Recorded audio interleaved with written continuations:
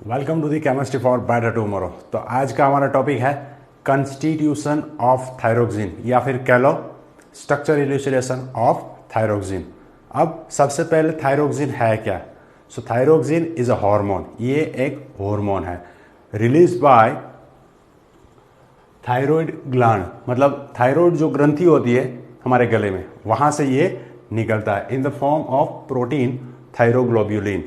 मतलब ये एक नेचुरल प्रोडक्ट है, हमारे बॉडी के अंदर होता है। ठीक है, अब सबसे पहले इसका स्ट्रक्चर क्या है वो जिस साइंटिस्ट ने आइडेंटिफाई किया था उसका नाम है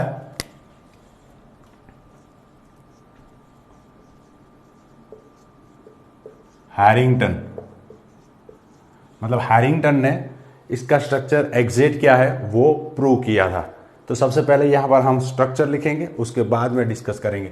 तो ध्यान से देखो, ये स्ट्रक्चर है थायरोक्सिन का, एक बेंजीन, उसके बाद ऑक्सीजन, और दोनों बेंजीन ऑक्सीजन लिंकेज से अटैच है। यहां पर हो गया NH2 और यहां पर हो गया COOH। ये बेंजीन के साथ OH अटैच है और ये OH के ऑर्थो पोजीशन में यहाँ पर 2 आयोडीन और ये ऑक्सीजन के ऑर्थो पोजीशन में 2 आयोडीन। तो ये थायरोक्सिन का एग्जैक्ट स्ट्रक्चर है। फिर से एक बार, आपको एग्जाम में क्या पूछा जाता है उसके हिसाब से आपको आंसर देना है। बहुत सारे स्टूडेंट्स यहाँ पर गलती करते हैं। क्या गलती करते हैं? पूछा गया है कंस्टिट्यूशन, लिख रहे हैं सिंथेसिस। सिंथेसिस में हम क्या करते हैं, कोई एक स्टार्टिंग मटेरियल लेते हैं, उसमें से ये प्रोडक्ट बनाते हैं, है ना। तो ये हैरिंगटन ने स्ट्रक्चर प्रूव किया था 1926 में। कब प्रूव किया था?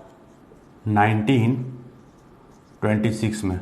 फिर हैरिंगटन ने लास्ट में इसको सिंथेसाइज भी किया था 1927 में। हैरिंगटन और बार्गर ने साथ में मिलकर किया था। तो ये गलती नहीं करनी है। एग्जाम में क्वेश्चन क्या पूछा गया है उसके हिसाब से आपको आंसर देना है। क्लियर? चलो, तो अब हमें ये स्ट्रक्चर प्रूव करना है। ये प्रूव तो हैरिंगटन ने किया था। हैरिंगटन ने बहुत सारे रिएक्शंस किए होंगे, उसके आधार पर बोल दिया कि ये स्ट्रक्चर है थायरोक्सिन का। लेकिन हम यहाँ पर सारी चीज़ें डिस्कस नहीं करेंगे जो हैरिंगटन ने दिया था। हम वही चीज़ें डिस्कस करेंगे जिसके आधार पर हम बोल सकते हैं कि थायरोक्सिन का ये स्ट्रक्चर है। क्लियर? चलो, तो अब आपको स्ट्रक्चर देखना है और स्ट्रक्चर में आपको क्या क्या दिखाई दे रहा है वो हम डिस्कस करने वाले हैं। तो देखो, यहां पर सबसे पहले एक NH2 ग्रुप दिख रहा है, प्राइमरी अमाइन। दूसरा यहां पर COOH ग्रुप दिख रहा है, और सबसे इंपॉर्टेंट ये दोनों एक ही कार्बन से अटैच है। मतलब कार्बोक्सिलिक एसिड के पास वाला कार्बन के साथ NH2 ग्रुप अटैच है, तो अल्फा एमिनो एसिड है। दूसरी चीज यहां पर हमें क्या दिखाई दे रही है, यहां पर एक OH ग्रुप अटैच है। OH ग्रुप है मतलब वो अल्कोहलिक हो सकता है या फिनोलिक। तो यहां पर बेंजीन के साथ OH अटैच है, मतलब वो फिनोलिक है। नेक्स्ट, ये दो बेंजीन अटैच है ऑक्सीजन से, मतलब यहां पर ईथर लिंकेज है। नेक्स्ट, यहां पर 1, 2, 3 और 4 आयोडीन अटैच है। तो ये हम प्रूव करेंगे। तो बस 1 बाय 1 हम प्रूव करते जाएंगे और बाद में बोल देंगे कि structure of thyroxine is as follow, और लास्ट में ये स्ट्रक्चर हमें ड्रॉ कर देना है। क्लियर? चलो, तो सबसे पहले क्या लिखेंगे हम? Molecular formula. मॉलिक्यूलर फॉर्मूला मैं शॉर्ट में लिख देता हूं। Molecular formula of thyroxine is, तो यहां पर आपको कौन कौन से एटम दिख रहे हैं? सबसे पहले कार्बन दिख रहा है। कितने कार्बन है? एक बेंजीन, 2 बेंजीन, 12 हो गए, 13, 14 और 15। तो यहां पर मैं लिख देता हूं 15 कार्बन है। हाइड्रोजन कितने दिखाई दे रहे हैं? तो ध्यान से देखो आप, यहां पर एक हाइड्रोजन है। ये तो ऑलरेडी आयोडीन आ गया तो वहां पर कुछ नहीं है। दूसरा यहां पर है, तीसरा यहां पर है, 3 हो गए। फिर यहां पर भी कुछ नहीं होगा।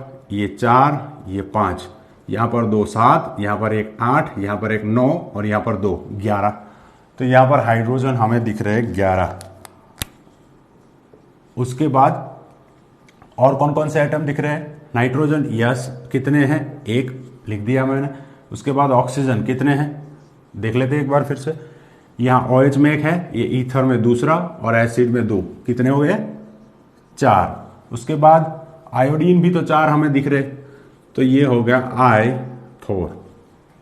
तो इसलिए हम बोलते हैं कि हमें आयोडीन वाला नमक खाना चाहिए। अगर बॉडी में आयोडीन नहीं जाएगा तो ये थायरोक्सिन नहीं बनेगा, तो ये थायरोक्सिन की डेफिशिएंसी हो गई और उससे डिसीज बहुत सारे होते हैं। तो हमारा मेटाबॉलिज्म जो है वो पूरा डिस्टर्ब हो जाता है, क्योंकि हर एक मेटाबॉलिज्म के लिए रिस्पॉन्सिबल जो है वो ये हार्मोन है, कौन सा, थायरोक्सिन। तो पहला स्टेप हमारा क्या था, मॉलिक्यूलर फॉर्मूला। अब दूसरा, यहां पर मुझे COOH ग्रुप दिखाई दे रहा है। ये पहले मैं ये प्रूव कर दूंगा कि यहां पर COOH ग्रुप है। तो COOH ग्रुप है, ये प्रूव करने के लिए हम क्या करेंगे, सबसे पहले इसका हम एस्टर बनाएंगे। एसिड का एस्टर बनाना है, किसके साथ रिएक्शन करेंगे, एसिड प्लस अल्कोहल, क्या बनेगा, एस्टर। तो ये एस्टर बनाएगा, लेकिन एक ही एसिड है, तो it forms mono ester with alcohol. Alcohol के साथ ये मोनो एस्टर बना रहा है, इसका मतलब है एक ही COOH ग्रुप है। दूसरी चीज, एसिड है, तो एसिड का रिएक्शन अगर आप सोडियम बाइकार्बोनेट से करा दो तो क्या हो जाएगा, उसका सॉल्ट बन जाएगा। जैसे सॉल्ट बना वो सॉल्युबल हो जाएगा और साथ में CO2 के एफर्वेसेंस निकलेंगे। So it is soluble in किसमें सॉल्युबल हो रहा है, NaHCO3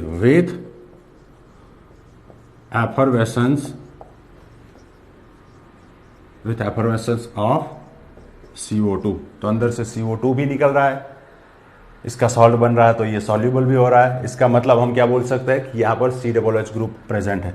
नेक्स्ट चीज, यहाँ पर एक ही COOH ग्रुप है, तो इसका हम एस्टिमेशन कर सकते हैं। एस्टिमेशन विथ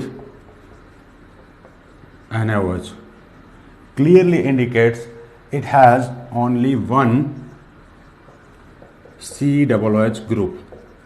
तो चलो हमने पहले ये प्रूव कर दिया कि हमारे स्ट्रक्चर में एक ही COOH ग्रुप है। अब दूसरा, यहां पर एक ग्रुप है OH और एक ग्रुप है NH2। तो सेकेंड स्टेप में हम इसका लिखने वाले हैं एसिटाइलेशन। क्या लिखेंगे, एसिटाइलेशन। तो उससे पहले समझ लेते हैं कि एसिटाइलेशन में होता क्या है और किस किस फंक्शनल ग्रुप का एसिटाइलेशन हो सकता है।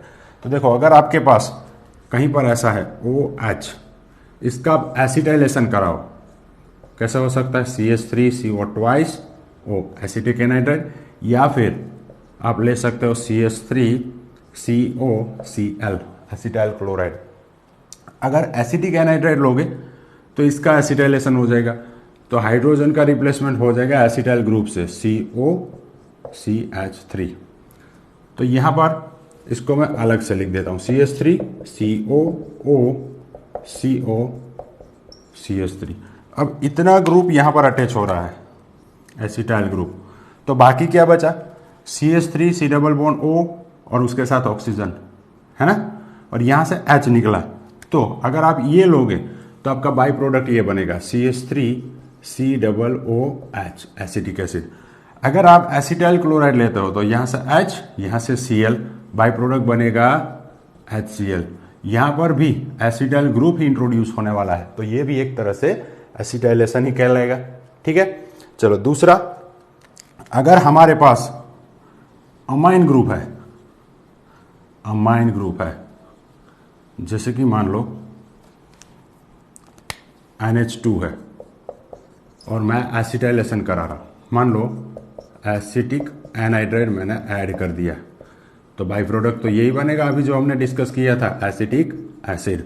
इस हाइड्रोजन का रिप्लेसमेंट हुआ था, तो यहां पर क्या बचा अभी, NH, कौन सा ग्रुप अटैच हो जाएगा, COCH3।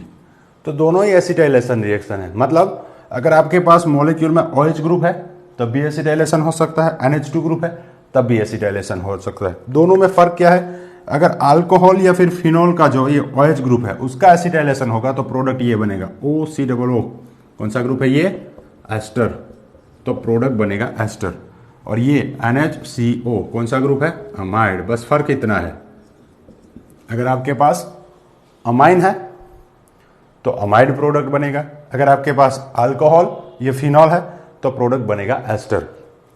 तो हम अभी लिखेंगे कि हम इसका एसिटाइलेशन करेंगे, किसका, ये थायरोक्सिन का। तो यहां पर OH ग्रुप है, यस, NH2 ग्रुप है, यस, तो दोनों का एसिटाइलेशन हो सकता है, यस। तो प्रोडक्ट क्या बनेगा? On acetylation it gives di acetyl derivative. मैं शॉर्ट में लिख देता हूं। इसका मतलब क्या है? इसका मतलब क्या है? हमने एसिटाइलेशन किया तो डाई एसिटाइल डेरिवेटिव बना। इसका मतलब दो जगह पे एसिटाइल ग्रुप इंट्रोड्यूस हो गया। इससे मैं ये बोल सकता हूं कि या तो मेरे मॉलिक्यूल में दो OH ग्रुप है, यस, ये एक हो सकता है। दूसरा मैं क्या बोल सकता हूं? मेरे मॉलिक्यूल में दो NH2 ग्रुप हो सकते हैं, या फिर मेरे मॉलिक्यूल में एक OH ग्रुप है और एक NH2 ग्रुप है। ये तीन पॉसिबिलिटी है। स्ट्रक्चर देख के हम पता कर सकते हैं कि इसमें एक OH ग्रुप है और एक NH2 ग्रुप है।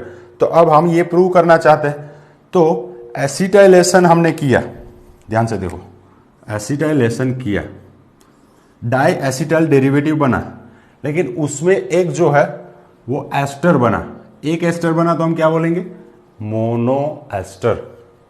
तो सेकेंड अब हम लिखेंगे on acetylation thyroxine forms mono ester.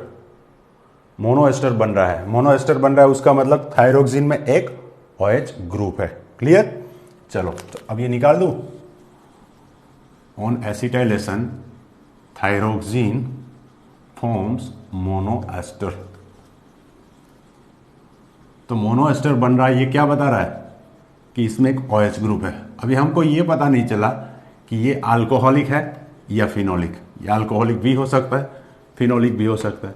फिर हम प्रूव कर देंगे कि ये फिनोलिक है। ठीक है, तो क्या लिखना है अभी? On acetylation it forms mono ester. इसका मतलब यहां पर एक OH ग्रुप है। नेक्स्ट, अब इसका रिएक्शन हम करेंगे मिलोन्स रिएजेंट से। किसके साथ? मिलोन्स रिएजेंट। तो ये मिलोन्स रिएजेंट है क्या? पहले मिलोन्स रिएजेंट क्या है ये मैं यहां पर लिख देता हूं।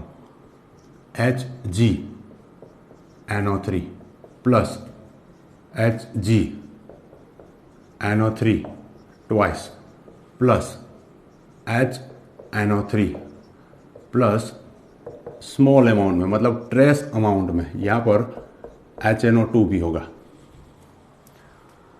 तो पहले HgNO3, NO3 के ऊपर चार्ज क्या होता है? माइनस। इसका मतलब इसके ऊपर प्लस चार्ज है। यहां पर भी NO3 के ऊपर तो माइनस चार्ज होगा। दो NO3 है तो इसका चार्ज -2 हो गया, तो इसका चार्ज +2 है। अब इसका नाम क्या बनेगा? Mercurous nitrate. और दूसरे का नाम क्या बनेगा? Mercuric nitrate. क्योंकि लोअर ऑक्सीडेशन है तो सफिक्स लगेगा अस, और हायर ऑक्सीडेशन है तो सफिक्स लगेगा इक। तो ये है मर्क्यूरस नाइट्रेट, ये है मर्क्यूरिक नाइट्रेट। तो मिलोन्स रिएजेंट क्या है? It is mixer of mercurous nitrate and mercuric nitrate in concentrated HNO3 plus small amount में HNO2 भी होगा। अब इससे होता क्या है? अगर किसी भी कंपाउंड को आप मिलोन्स रिएजेंट के साथ हीट करते हो तो आपको क्या मिलेगा? ब्रिक रेड कलर मिलेगा, या फिर कुछ नहीं मिलेगा। अगर ब्रिक रेड कलर मिल रहा है तो ये क्या इंडिकेट कर रहा है? कि जो OH ग्रुप है वो फिनोलिक है, फिनोलिक OH ग्रुप है। तो मतलब हमने पता कर लिया कि यहां पर एक OH ग्रुप है। कैसे पता चला? मोनो एस्टर बन रहा है। दूसरा, इसको हमने मिलोन्स रिएजेंट के साथ हीट किया तो हमें ब्रिक रेड कलर मिला। ये क्या बता रहा है? कि ये OH जो है वो फिनोलिक है। तो हमने प्रूव कर दिया कि एक OH है और वो फिनोलिक है। अब दूसरा, मुझे रिएक्शन किसके साथ करना है वो तो हमें डिसाइड करना है, लेकिन प्रूव क्या करना है? दूसरा ग्रुप कौन सा है? NH2। तो NH2 ग्रुप के लिए मैं क्या करूंगा? NH2 ग्रुप के लिए मैं रिएक्शन कर दूंगा इसका HNO2 के साथ। On treatment with nitrous acid thyroxine gives alpha hydroxy acid, alpha hydroxy acid. तो ये हम डिस्कस कर चुके हैं। कब डिस्कस किया था? केमिकल प्रॉपर्टीज में, कि जहां पर NH2 ग्रुप है, जैसे कि मान लो आपके पास ये अमीनो एसिड है, मैं सिर्फ इतना लिख रहा हूं, इसका रिएक्शन अगर आप HNO2 से करोगे, HNO, तो यहां से क्या होगा, ये 2 ऑक्सीजन, यहां एक 2 हाइड्रोजन है और यहां पर ऑक्सीजन, तो सबसे पहले क्या होगा, ये H2O निकल जाएगा। तो ये हाइड्रोजन 2 और ये ऑक्सीजन H2O निकल गया। यहां पर एक नाइट्रोजन है मेरे पास, यहां पर भी नाइट्रोजन है, तो क्या निकला, N2, नाइट्रोजन गैस निकलेगा। अब बचा क्या, ये NH2 तो पूरा चला गया, अब यहां से ये OH बचा, तो इस OH को यहां पर जोड़ दो, तो ऐसा बनेगा OH और COH। तो ये प्रोडक्ट क्या बनी, COH के पास वाला कार्बन अल्फा, वहां पर OH, तो ये बन गया अल्फा हाइड्रोक्सी एसिड। साथ में यहां पर N2 गैस भी निकल रहा है, नाइट्रोजन गैस निकल रहा है, इवोल्यूशन ऑफ नाइट्रोजन गैस। तो इससे हमें पता क्या चला कि यहां पर जो ग्रुप है वो प्राइमरी अमाइन है। दूसरा, एक ही मोल नाइट्रोजन गैस बन रहा है। इसका मतलब क्या है कि एक NH2 ग्रुप है, क्योंकि N2 बनता कैसे है, एक नाइट्रोजन हमारे प्राइमरी अमाइन से आ गया, दूसरा नाइट्रोजन एक प्राइमरी अमाइन से आ गया, दूसरा नाइट्रोजन नाइट्रस एसिड से आ गया। तो यहां पर एक ही मोल N2 बन रहा है। इससे हम कह सकते हैं कि हमारे मॉलिक्यूल में एक ही NH2 ग्रुप है। तो हमने कंफर्म कर दिया कि एक OH है वो फिनोलिक है और दूसरा जो NH2 ग्रुप है वो प्राइमरी अमाइन है। क्लियर? चलो, यहां तक हो गया हमारा। अब हम इस थायरोक्सिन को हीट करेंगे हाइड्रोजन गैस और पैलेडियम मेटल के साथ। ध्यान से देखना है आपको क्या होगा। ऑन हीटिंग थायरोक्सिन विथ, या मैं शॉर्ट में लिख देता हूं, थायरोक्सिन, उसको हम हीट करेंगे किसके साथ, पैलेडियम, कार्बन, साथ में क्या होगा, हाइड्रोजन गैस, और इसको हीट करना है। और दूसरी चीज, यहां पर मैं कुछ लिख रहा हूं, हमारा जो मीडियम है वो है अल्कलाइन। तो ये समझेंगे अभी। तो ये स्ट्रक्चर आप देखो, हाइड्रोजन के साथ रिएक्शन होगा तो ये आयोडीन के साथ एक हाइड्रोजन अटैच होगा और ये कार्बन के साथ एक हाइड्रोजन अटैच होगा। तो स्ट्रक्चर कुछ ऐसा बन जाएगा। बाकी सब कुछ सेम रहेगा, जहां पर आयोडीन है वहां पर हाइड्रोजन आ जाएगा, बाकी सब कुछ सेम।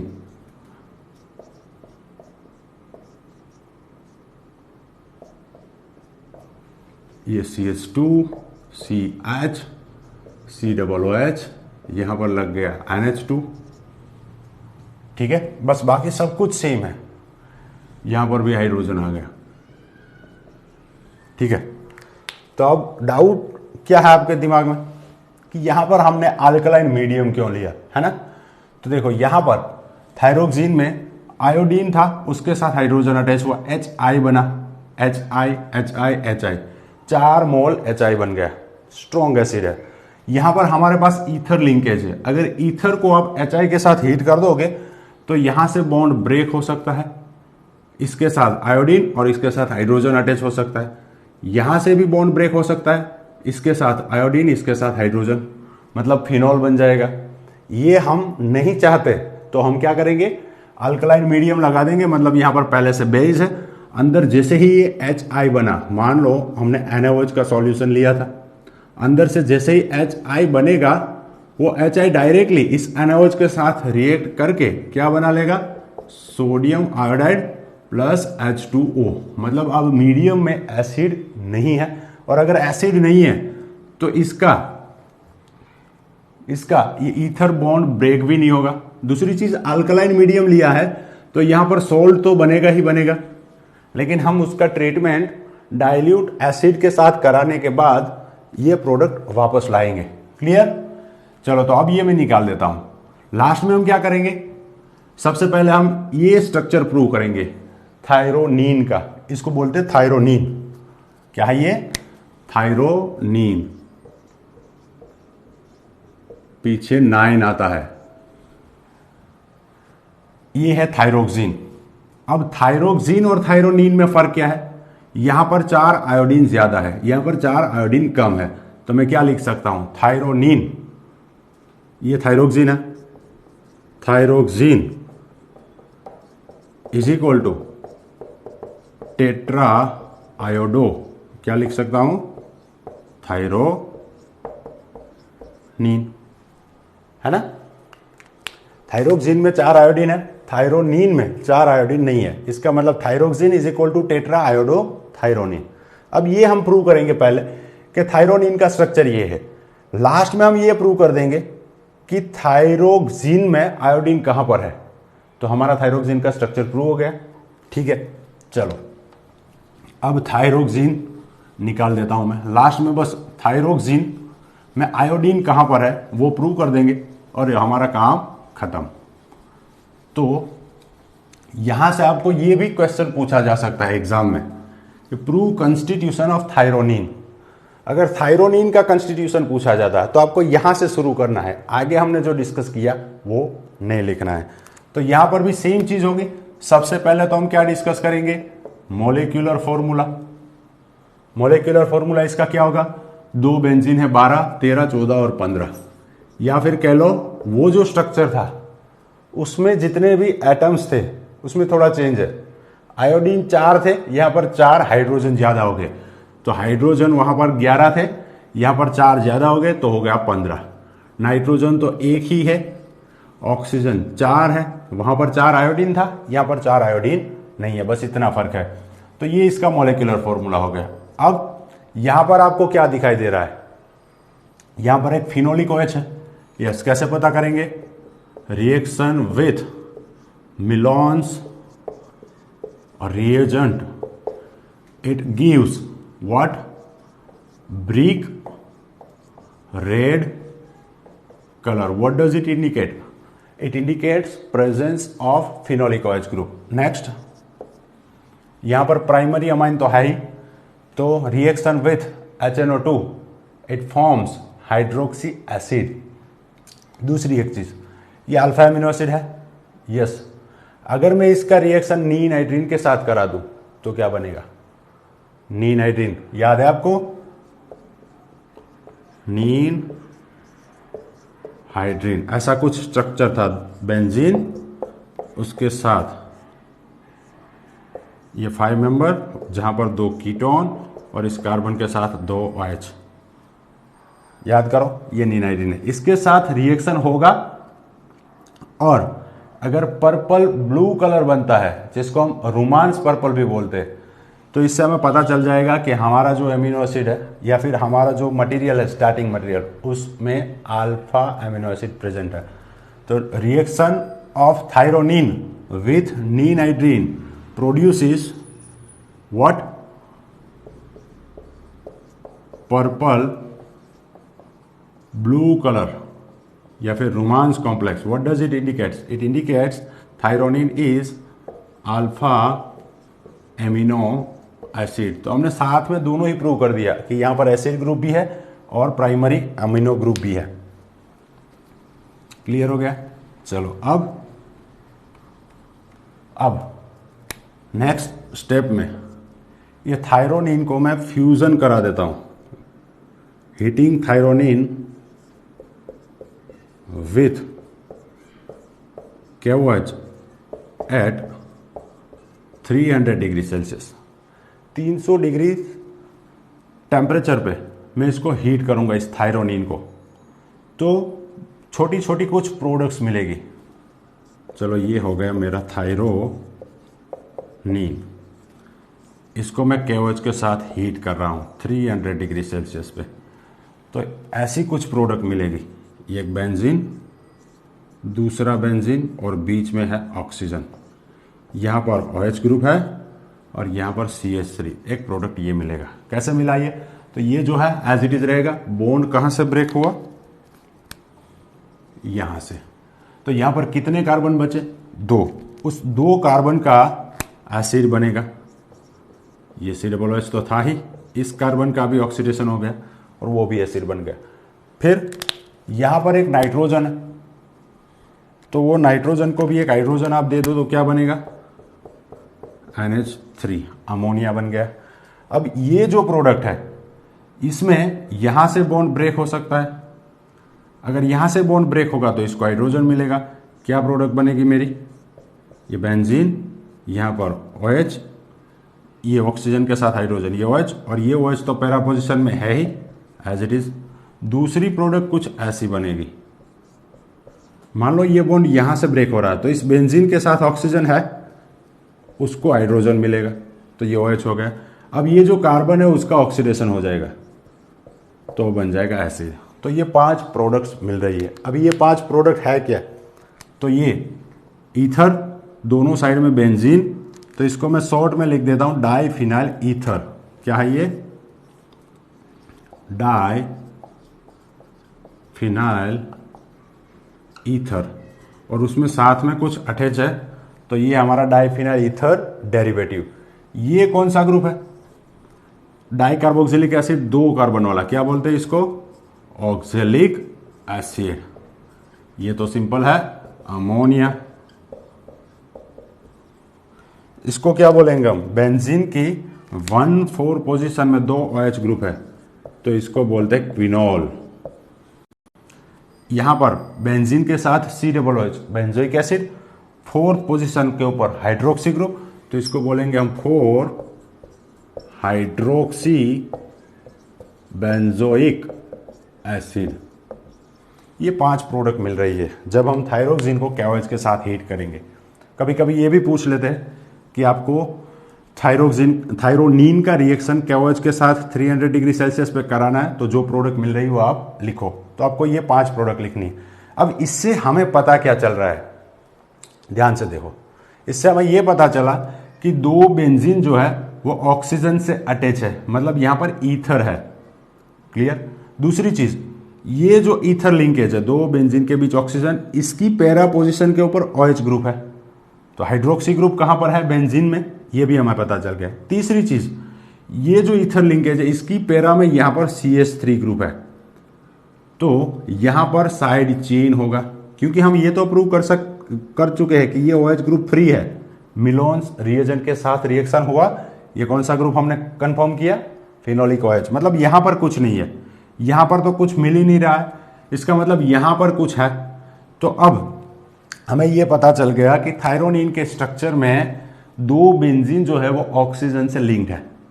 इस ऑक्सीजन की पैरा पोजीशन में OH ग्रुप है, इस ऑक्सीजन की पैरा पोजीशन में यहां पर कुछ है।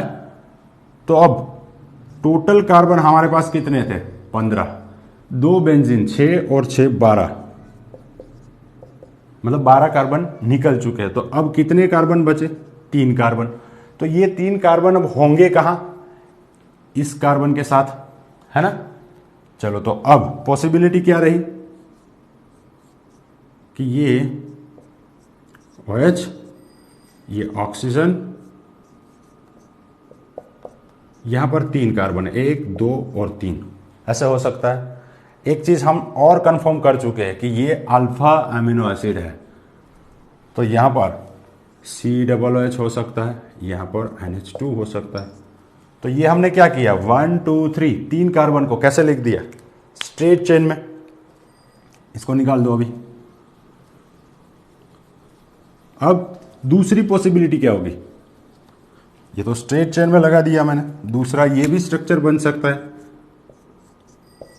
2 बेंजीन ऑक्सीजन से अटैच है, यहां पर OH ग्रुप है, यहां पर 3 कार्बन है, ये NH2 है, ये COOH है, और यहां पर 1 कार्बन हो सकता है। तो ये स्ट्रेट चेन है, स्ट्रेट चेन। जबकि यहां पर कार्बन की जो चेन है वो है ब्रांच्ड। हमें मालूम है कि ये स्ट्रक्चर है, लेकिन हमें प्रूव करना है। कैसे प्रूव करेंगे? तो ये मैं निकाल देता हूं अभी।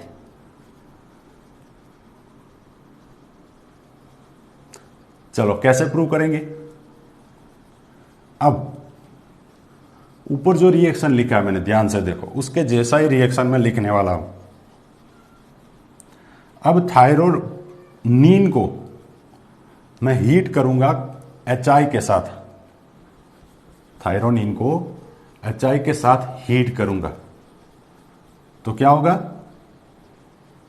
क्या होगा, मैंने बता दिया आपको। ईथर जो है उसका रिएक्शन HI या HBr के साथ हो सकता है, तो लिख देता हूं, on a reaction of thyronine with concentrated HI। तो ये थायरोनीन का स्ट्रक्चर है, इसका रिएक्शन HI के साथ होगा तो दो चीजें हो सकती है। इस ऑक्सीजन को तो हाइड्रोजन मिलेगा क्योंकि इसके पास लोन पेयर है, ये पहले हाइड्रोजन को दे देगा। अब यहां पर आ गया पॉजिटिव चार्ज, ये यहां से इलेक्ट्रॉन ले सकता है तो ये बन गया OH। क्लियर? तो प्रोडक्ट क्या बना, इस बेंजीन के ऊपर OH, इस बेंजीन के ऊपर OH, ये बेंजीन, यहां पर आ गया OH, बाकी सब कुछ तो एज इट इज रहेगा, CH2CH, यहां पर NH2, यहां पर COOH। तो ये तो हमारा 20 जो अमीनो एसिड है उसमें से एक है, कौन सा, ये TY वाले है, थर्ड ईयर वाले, TY कौन सा, ये टायरोसिन, TY से टायरोसिन, तो ये तो अमीनो एसिड है हमारा टायरोसिन। अब इसका रिएक्शन, थायरोनीन का रिएक्शन कॉन्सेंट्रेटेड HI के साथ कर रहे हो, हीट कर रहे हो, तब टायरोसिन मिल रहा है। इसका मतलब क्या है कि यहां पर जो साइड चेन है वही साइड चेन हमारे मॉलिक्यूल में है, मतलब ये स्ट्रेट चेन वाला सही है, अब ये निकल गया। क्लियर? चलो, तो अब इसके बेसिस पे हम क्या बोल सकते हैं, structure of thyronine is as follow, ऐसा हम लिखेंगे क्योंकि थायरोनीन में जो भी है हम प्रूव कर चुके हैं। थायरोनीन में क्या क्या है दिखाई दे रहा है, OH फिनोलिक है, वो हमने पता कर लिया। फिर दो बेंजीन ऑक्सीजन से लिंक है, दो बेंजीन ऑक्सीजन से लिंक्ड है, वो हमने कैसा पता किया, KOH के साथ फ्यूजन किया था 300 डिग्री सेल्सियस पे। फिर ये जो अमीनो एसिड है, अल्फा अमीनो एसिड है, वो हमने नीन आयोडीन के साथ रिएक्शन किया, पर्पल कलर मिल रहा था, और लास्ट में हमें ये टायरोसिन मिल गया। मतलब हमें अभी पता चल चुका है क्या, थायरोनीन का स्ट्रक्चर क्या है। तो अब हम प्रूव करेंगे थायरोक्सिन का स्ट्रक्चर। अगर आपको एग्जाम में थायरोनीन का स्ट्रक्चर प्रूव करने को बोला गया है, यहां तक लिखना है, लेकिन थायरोक्सिन पूछा है तो अभी आगे भी हम डिस्कस करेंगे। और थायरोनीन और थायरोक्सिन में फर्क क्या है, 4 आयोडीन का। तो अब आयोडीन की पोजीशन हम पता कर लेंगे, position of iodine in thyroxine. Clear? चलो, तो हम ले लेते हैं थायरोक्सिन। ये है मेरे पास थायरोक्सिन, बेंजीन, फिर ऑक्सीजन, दूसरा बेंजीन, यहां पर हो गया CH2, यहां पर CH, ये COOH, और यहां पर हो गया NH2, यहां पर है OH, और इनकी ऑर्थो पोजीशन में 2 आयोडीन, और ईथर वाला जो ऑक्सीजन है उनकी ऑर्थो पोजीशन में 2 आयोडीन। अब इसका रिएक्शन मैं कराऊंगा KOH के साथ, KOH के साथ, इसको भी KOH के साथ हीट कर दूंगा, और भी सारी प्रोडक्ट्स बनेगी, लेकिन पहले KOH है, वहां पर जो है OH माइनस है, वो यहां पर अटैक करके इस आयोडीन को निकाल देगा। तो इस आयोडीन की जगह पे क्या आ जाएगा, क्या आ जाएगा, OH। तो एक प्रोडक्ट ये बनेगा, ये OH एज इट इज। ये आयोडीन वाला जो था वहां पर भी OH आ गया, एक प्रोडक्ट ये बनेगा। दूसरा प्रोडक्ट क्या बनेगा, तो ये जो आयोडीन, यहां से बॉन्ड ब्रेक होगा, KOH से इसको हाइड्रोजन मिल जाएगा, तो यहां पर भी मैं OH लिख देता हूं। अब हमारा काम खत्म हो चुका है, यहां पर OH पहले लिख दिया मैंने। ये आयोडीन का रिप्लेसमेंट भी किससे हो जाएगा, OH से, तो यहां पर भी आ गया OH, यहां पर भी OH। बाकी यहां पर जो है वो एज इट इज लिख दो, CH2 CH NH2 और ये हो गया COOH। अब बोलोगे कि सर हमने बेस डाला, यहाँ पर एसिड है तो सॉल्ट नहीं बनेगा। यस, सॉल्ट ज़रूर बनेगा इसका, लेकिन फिर हम इसका ट्रीटमेंट कर देंगे डाइल्यूट एसिड के साथ, तो हमें ये एसिड वापस मिल जाएगा। अब यहाँ पर OH OH और OH 1 2 3 OH OH OH 1 2 3। Benzene में 1 2 3 पोजीशन के ऊपर OH ग्रुप है तो उसको बोलते हैं पायरोगैलोल। क्या बोलते हैं? पायरोगैलोल। ये पायरोगैलोल कब बन सकता है? जब ये OH की ऑर्थो पोजीशन में आयोडीन है, यहां पर भी पायरोगैलोल डेरिवेटिव मिला, तो यहां पर ऑक्सीजन था, उसकी दोनों ऑर्थो पोजीशन में OH आ गया, तो ये पायरोगैलोल डेरिवेटिव बन रहा है। इसी से हमें क्या पता चल रहा है कि आयोडीन कहां पर है। ठीक है, तो बस यहां पर हमारा खत्म हो चुका है। तो ये थायरोक्सिन का एग्जैक्ट स्ट्रक्चर है। अब हम नीचे लिखेंगे on the basis of above evidences the structure of thyroxine is as follow, और नीचे हम ये स्ट्रक्चर ड्रॉ कर देंगे। क्लियर? तो यहां पर हमारा कॉन्स्टिट्यूशन का पोर्शन खत्म होता है। ध्यान क्या रखना है? पहली चीज, आपको थायरोक्सिन पूछा गया है या थायरोनिन। अगर थायरोनिन पूछा गया तो बेटर है, छोटा पोर्शन है। थायरोक्सिन पूछा गया तो बड़ा पोर्शन है। अब थायरोक्सिन में दो चीजें हो सकती है। क्या? थायरोक्सिन का सिंथेसिस हो सकता है या थायरोक्सिन का कंस्टिट्यूशन हो सकता है। ध्यान से देखना है कि आपको पूछा गया है, उसके हिसाब से आपको आंसर लिखना है। क्लियर? तो ये पूरा जो कंस्टिट्यूशन है वो प्रूव किया था हैरिंगटन ने 1926 में। फिर हैरिंगटन और बार्गर ने मिलके सेम थायरोक्सिन को लेबोरेटरी में सिंथेसाइज किया था 1927 में। तो अब यहां पर कोई भी डाउट है आप नीचे लिख सकते हो। Good luck.